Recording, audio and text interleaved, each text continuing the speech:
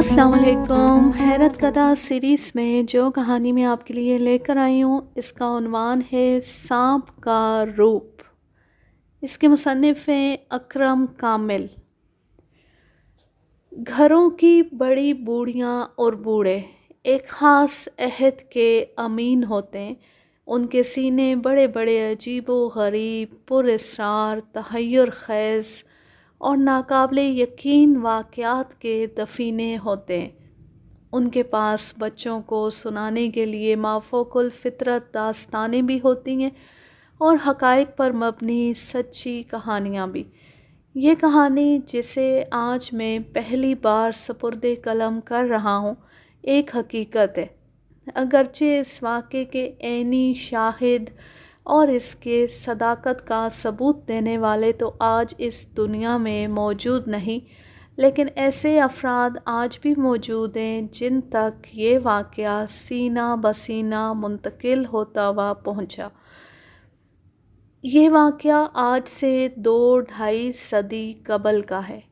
इस वाक़े को सफ़ाए किरतास पर लाने का मुहर्रक एक हालिया वाक़या भी है।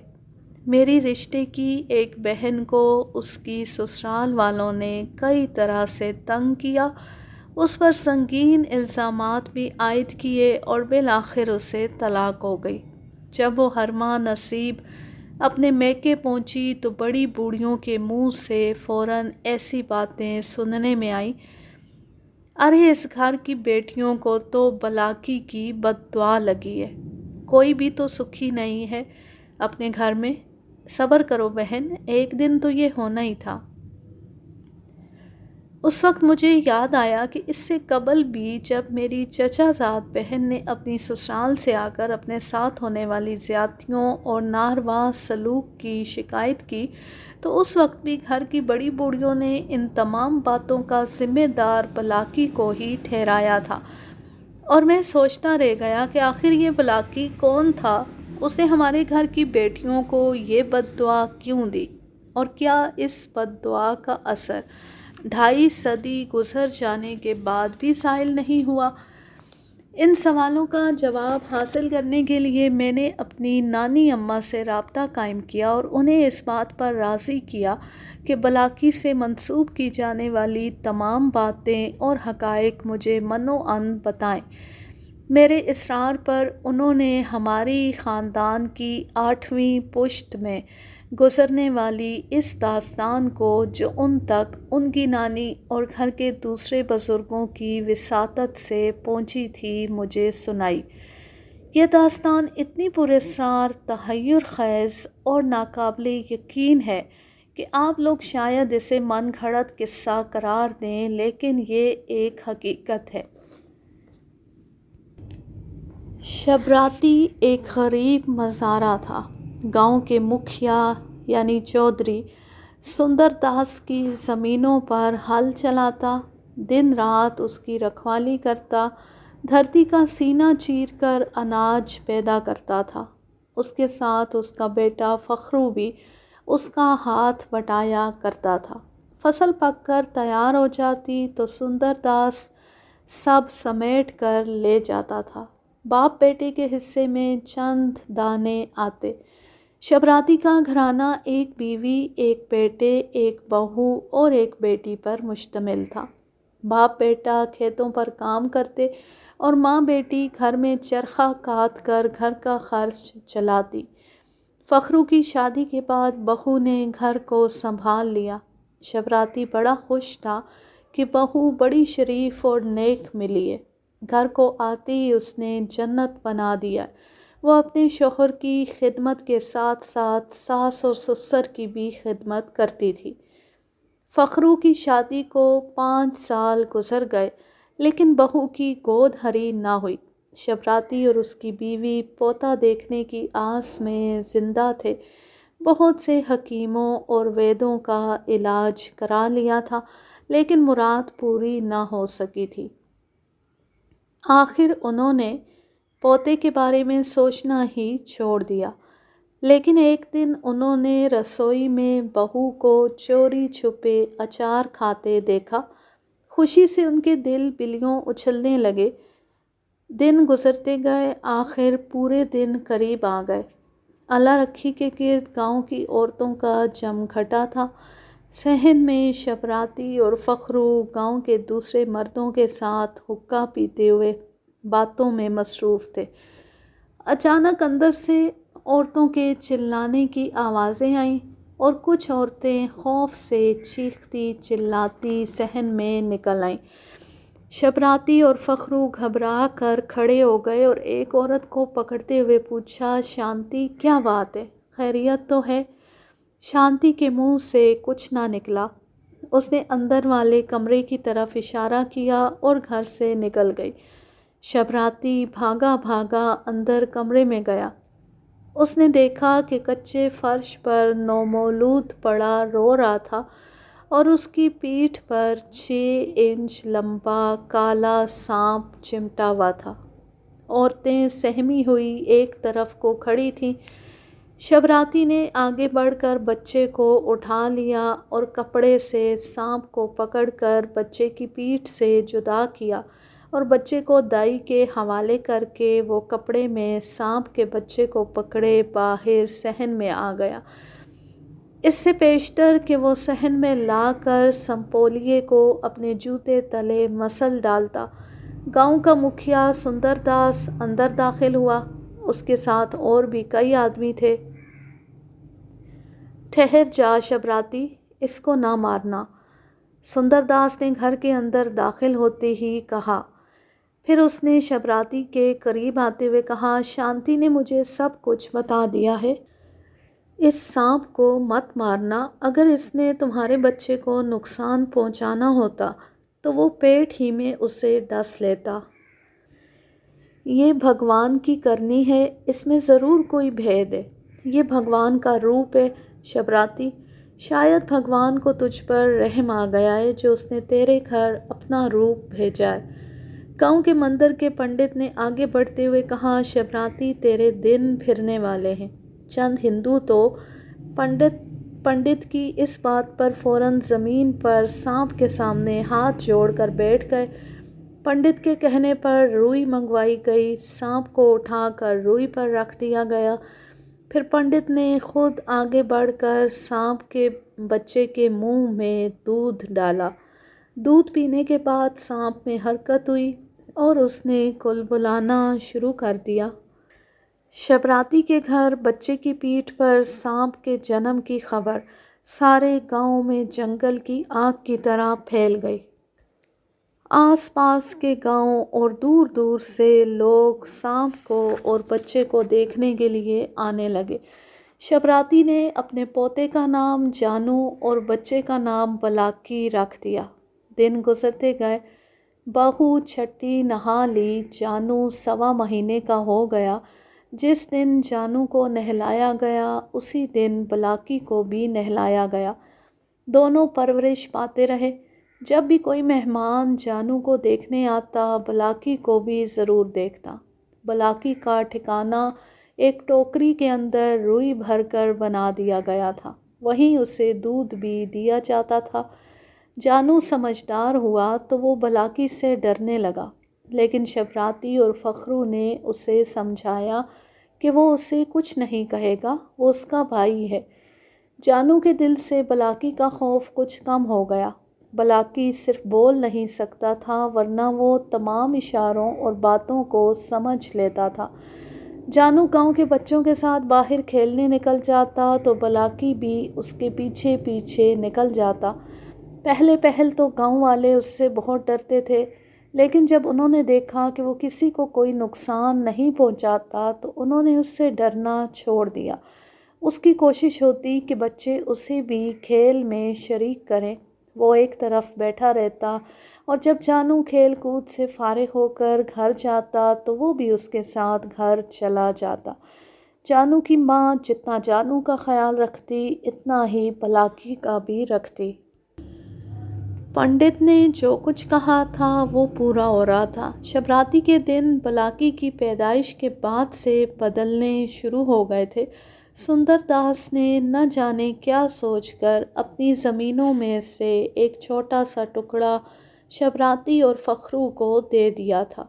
دونوں سندر داس کی زمینوں کے ساتھ ساتھ اپنی زمین پر بھی فصل بوتے۔ دن بدن ان کی مالی حالت بہتر سے بہتر ہوتی چلی گئی۔ جانو خیر سے 10 سال کا ہوا تو بلاکی بھی 3 فٹ لمبا ہو چکا تھا۔ ایک بار تو ایسا ہوا کہ گاؤں میں ایک باولا کتا آ گیا، اس نے کئی آدمیوں کو کاٹ کھایا۔ جانو بچوں کے ساتھ کھیل رہا تھا کہ اچانک وہ باولا کتا ادھر نکل آیا اور 2 بچوں کو کاٹ کھایا۔ بلاکی قریب ہی کنڈلی مارے بیٹھا تھا۔ اس نے کتے کو جانو کے قریب آتے دیکھا تو زمین سے 1 فٹ اچھل کر کتے کے قریب پہنچ گیا اور پھنکارنے لگا۔ کتا سانپ کو دیکھ کر رک گیا اور بھونکنے لگا۔ بلاکی پھنکارتا ہوا اس کی طرف بڑھنے لگا۔ کتا بھونکتا ہوا پیچھے ہٹنے لگا۔ بچے دونوں کو آمنے سامنے دیکھ کر خوشی سے تالیاں پیٹنے لگے، اور پھر اس سے پیشتر کہ کتا بھاگ نکلتا، بلاکی نے آگے بڑھ کر کتے کی گردن پر اپنے دانت گاڑ دیے اور دیکھتے ہی دیکھتے کتا زمین پر گر گیا اور دم توڑ دیا۔ ایک رات جب جانو کی آنکھ کھلی تو بلاکی اپنی ٹوکری سے نکل کر اس کے ساتھ لیٹا ہوا تھا۔ جانو اسے اپنے قریب دیکھ کر چیخ مار کر اٹھ گیا۔ فخرو دوڑتا ہوا آیا تو اس نے دیکھا کہ بلاکی رینگتا ہوا اپنی ٹوکری کی طرف جا رہا تھا۔ جانو 12 سال کا ہوا تو فخرو کے ساتھ کھیتوں پر جانے لگا۔ بلاکی بھی اس کے ساتھ جانے لگا۔ کئی بار اسے گھر میں بند رکھنے کی کوشش کی گئی، لیکن وہ کسی نہ کسی طرح موقع پا کر نکل جاتا اور کھیتوں پر پہنچ جاتا۔ شبراتی اور فخرو نے بلاکی سے کام لینے شروع کر دیے۔ وہ آپس میں باتیں کرتے، بلاکی ان کی باتیں سن کر ان کا کام پورا کر دیتا۔ جب کبھی وہ حقہ پینے کی خواہش کا اظہار کرتے، بلاکی کھیتوں کی منڈیروں پر دوڑتا، بل کھاتا ہوا گھر چلا جاتا اور جا کر تمباکو کے ڈبے پر سر رکھ دیتا۔ جب کبھی انہیں بیلوں کی جوڑی کی ضرورت پڑتی، تب بھی وہ گھر آ کر بیلوں کی جوڑی کے قریب جا کر پھن اٹھا کر لہرانے لگتا۔ فخرو کی بیوی فوراً جان جاتی کہ کھیتوں پر بیلوں کی جوڑی کی ضرورت ہے۔ شبراتی کی بہو بلاکی کا جتنا خیال رکھتی تھی، شبراتی کی بیٹی اس سے اتنی ہی نالاں رہتی تھی۔ کئی بار اس نے اس پر ہاتھ بھی اٹھایا تھا اور اللہ رکھی سے لڑائی مول لی تھی، لیکن بلاکی نے کبھی اس کی مار کا برا نہیں مانا تھا۔ وہ مار کھا کر بھی کبھی نہیں بگڑتا تھا، بلکہ چپ چاپ رینگتا ہوا اپنے ٹھکانے کی طرف چلا جاتا تھا۔ اللہ رکھی اسے سمجھاتی رہتی، بلاکی نے تیرا کیا بگاڑا ہے؟ تو ہر وقت اس کے پیچھے پڑی رہتی ہے۔ وہ تو بیچارہ بے زبان ہے، کسی کو بھی کچھ نہیں کہتا۔ اللہ رکھی کی نند کہتی، یہ کسی دن ہم سب کو ہمیشہ کی نیند سلا دے گا۔ بھابھی تو نہیں جانتی، سانپ بھی کبھی کسی کا ہوا ہے؟ اللہ رکھی کہتی، اللہ چاہے تو کیا نہیں ہو سکتا؟ پگلی، میں نے تو اسے جنم دیا ہے۔ مجھے جتنی محبت اپنے جانو سے ہے، اتنی ہی اس سے ہے۔ اگر اس نے کچھ کرنا ہوتا تو میں آج زندہ نہ ہوتی۔ بس بس رہنے دے اپنے لاڈلے بیٹے کی وکالت۔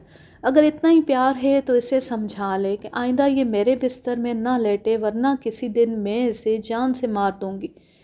بلاکی بے زبان ہے، بے زبان ہے، تو ہی بتا میں اسے کس زبان میں سمجھاؤں؟ انسان ہوتا تو میں اسے مار پیٹ کر بھی سمجھا لیتی۔ اللہ رکھی عاجز آ کر کہتی۔